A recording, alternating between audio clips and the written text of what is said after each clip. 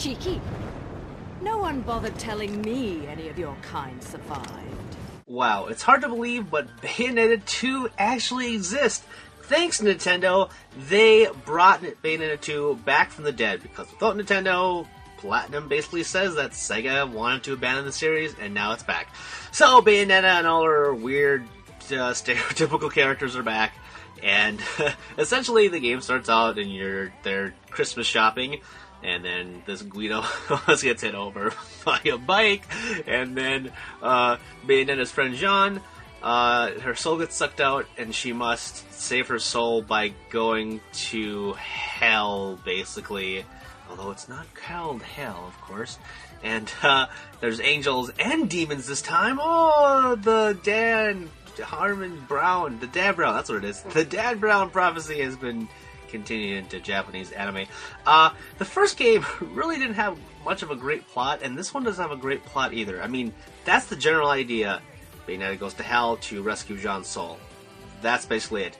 Otherwise, there's a bunch of nonsense being thrown at you. Just like, literally nonsense. Like, nonsensical phrases and plot points that don't get resolved, and they don't answer questions. It just creates more and more mysteries. It's like, how does this happen?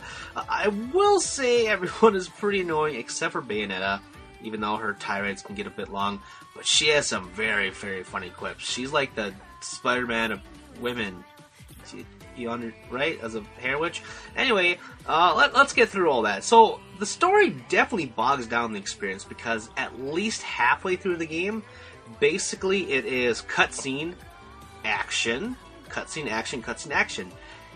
Now, that is how obviously it works in a lot of games, except that the action is a couple minutes, then it's a long string of cutscene, and it's like maybe another minute or two of fighting, and it's just like maybe one or two guys, another one or two guys, or like a big boss or like a mid boss or whatever, then cutscene.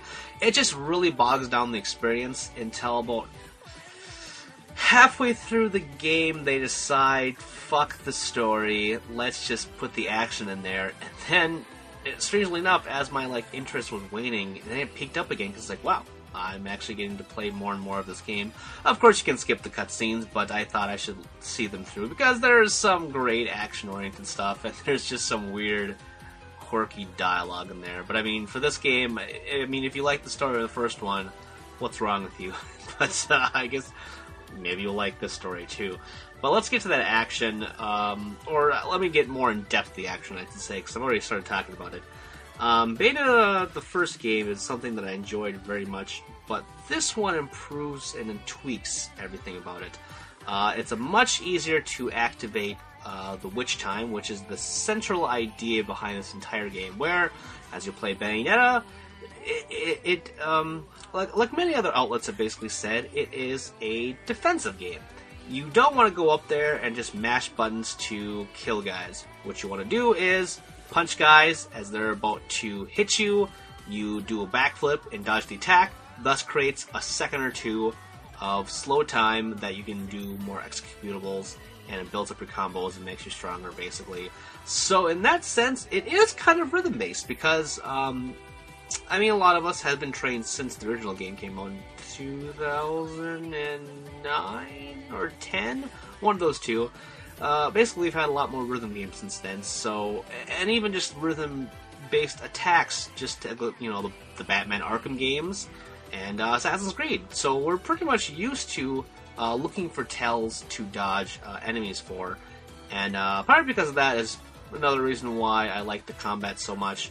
Just because I'm used to these time-based attacks and the rhythm of everything, dodging everything at the last second and making an awesome combo. Then he's about to hit me, and then I dodge again. I did not die once in this game, and I dodged a lot. There wasn't a fight that I had a lot of trouble with, and maybe that is a fault against the game. But of course, you can ramp up the difficulty if you want, and it keeps the grade from your easy difficulty to the next levels on, so you can complete the entire game with a whole list of S ranks if that's what you want or whatever. It's a nice touch. And the game, I should say, does have achievements of sorts that are called bewitchments. But Nintendo doesn't have achievements. They have stamps in a lot of their games for the Wii U, but they should really have a centralized trophy or achievement system. It's just, I know they don't want to copy anybody, but I mean, come on, just give us some kind of level of progression so that you can show people, hey, you know what? I'm going to pass that because that is an argument against Nintendo, not Bayonetta. It's not Bayonetta's fault that Nintendo doesn't have it. Anyway, so yeah, you fight the game, you go through a series of chapters, and you can replay them at any time and not any difficulty. You can also basically buy items, upgrades, new combo moves, items if you need it, which you really don't need it because it's not that difficult unless you get farther in the modes. Then of course maybe you do need some lollipops to make your defense go up or regenerate your health. But the coolest thing in this game, which makes it so cool that Nintendo did it, is the costumes. Of course, there is some just normal costumes that are exclusive to Bayonetta, the universe itself, just to make it weird and look whatever.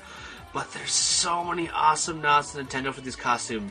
There's like a Princess Peach costume, there is a Metroid costume, there is a Link costume, and these are just costumes either. These are costumes with bonuses for reverence of the Nintendo series.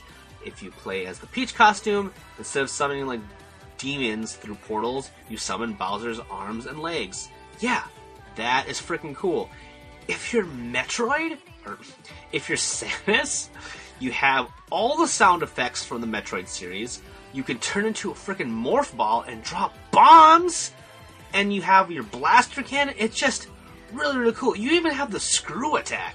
It is awesome. It's not just a costume, it's a whole play. It changes how you can play the game. You even have like a charge shot. The same can be said for Link as well.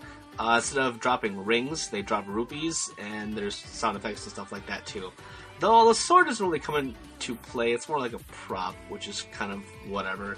Either way, all I'm saying is the costume stuff is really cool, and so is upgrading and getting new weapons and such, as well as the unlockable characters. But everything is really, really expensive. There's no really great way to get your golden rings, except for one of the last chapters of the game where it's fairly easy to beat pretty quick, and you get a lot of gold rings if you get some successful time bonuses and stuff like that. But either way, it is it kind of sucks that you have to really kind of grind for those rings in order to unlock some of the cooler stuff of the game. I mean, once you buy, like, if you work towards a costume, that's I believe most costumes are 100,000. You buy one of those, and now you don't have any money to buy combos. It's just, and there's character arc and stuff like that too that you can unlock. But it's just unfortunate that everything is so expensive. But it's a short game, and they want you to continue experiencing it by kind of forcing you to grind for all that stuff. But whatever. In terms of anything else I want to talk about, I think I pretty much covered it. Wake up! Enough jokes.